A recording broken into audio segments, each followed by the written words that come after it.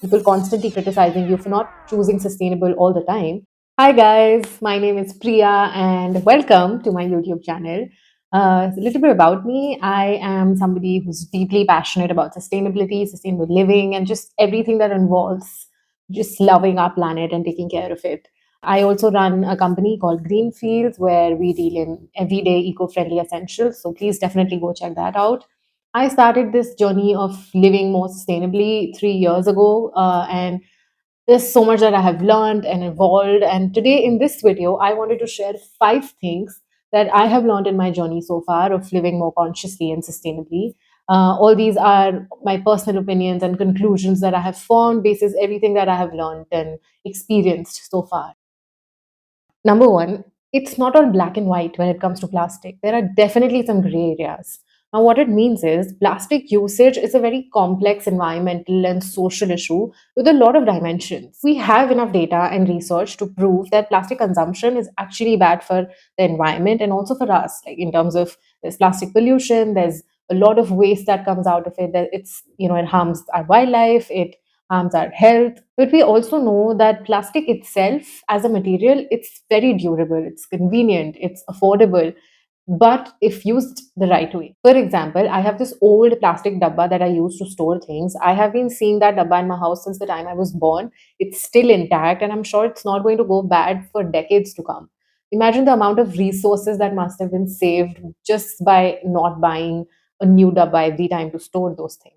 Now, what you have to remember is just start by giving up on single use plastic. Like that should be an absolute no.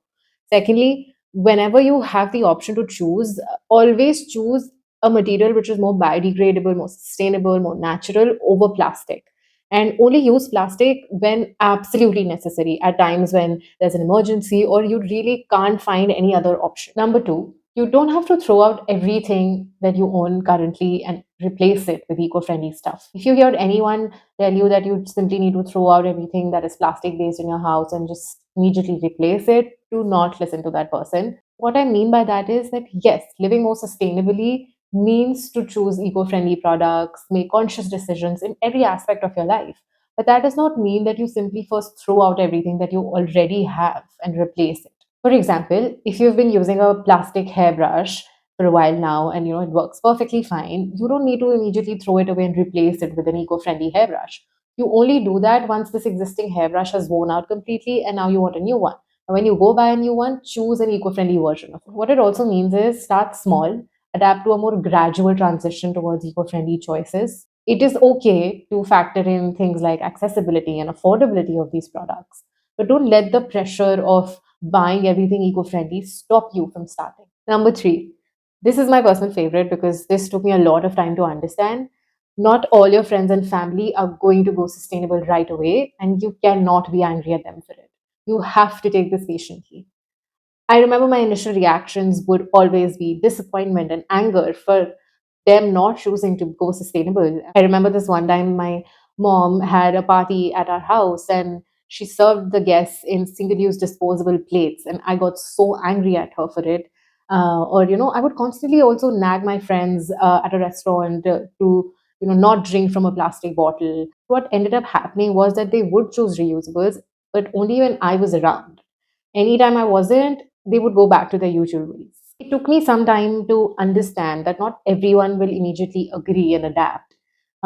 Just like any old habit, it takes time to change and it takes a lot of effort. Like sustainability itself, it's going to take time for them to learn as well. Also, I think we have to understand that every individual has different perspectives, different level of awareness. They might have different priorities. Not everyone might be as passionate about it as you are. This is why the approach to it has to be taken with a lot more constant education, a lot of awareness, more practical solutions, something that is easy to do, something that it would require a lot of guidance from our end. Forcing this is only going to lead to resistance. But also, if you're someone who has a friend like me who's into sustainability and who's an environment lover, I would request you to be a little more open minded as well.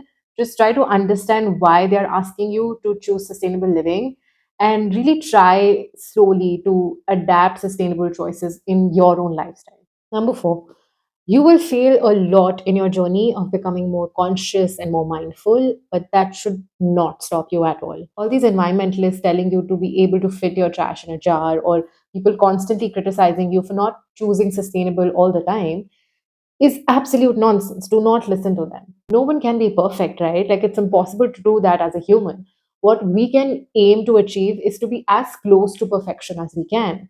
And that requires a lot of time, a lot of constant habit building, decision making, and just loads of practice.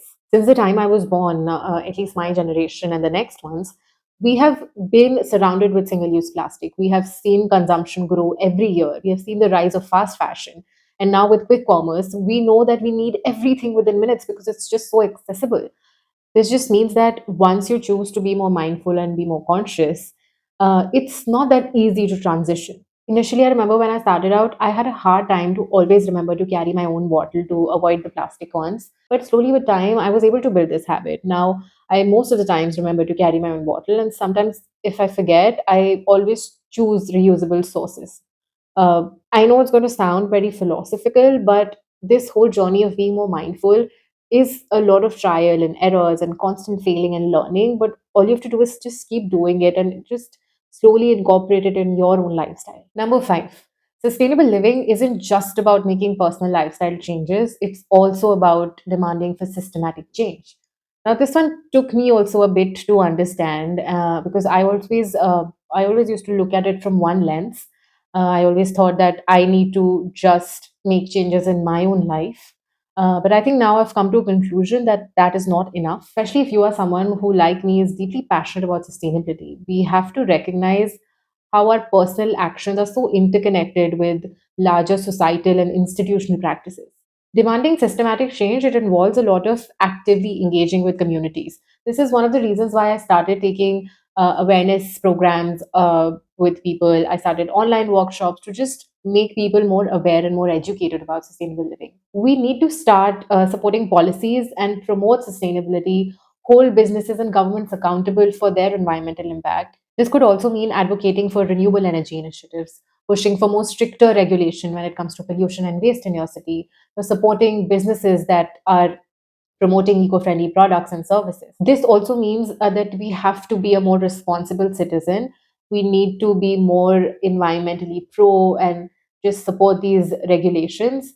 We also need to be teaching sustainable living in schools and in colleges. The more awareness and education, the better. It needs to be a more collective effort for it to have a more large and impactful change in our society. So, these were my five conclusions from my journey so far of living more sustainably. I hope it was insightful, and especially if you're someone who's starting out, I really hope this video helps. You can always reach out to me if you have any questions. Please do remember to like this video, subscribe to my channel, and please share it with more and more people because, as I said, we need more education and awareness around this topic. Thank you so much for listening, and I will see you in my next video. Bye.